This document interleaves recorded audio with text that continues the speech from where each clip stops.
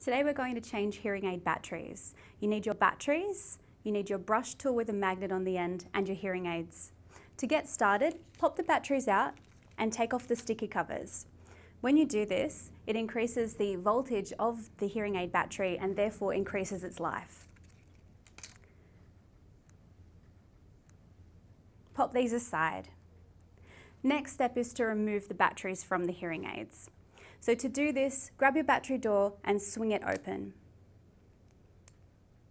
Use your battery tool with a magnet on the end and pop it on the flat side of the battery and pull this straight up. Pop this old battery aside. The next step is to use the magnet on the end of your battery tool to pick up your new battery. Make sure that the flat side is facing up and use the tool to pick up the battery. Pop this into the open battery door with the flat side facing up and slide the tool off the battery to make sure that you don't lift it up again, and pop this aside.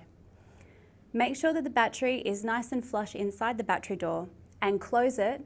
It might be firm, but close until you feel it click. And that's how you change your batteries. If you need any help with this process, don't hesitate to get in touch.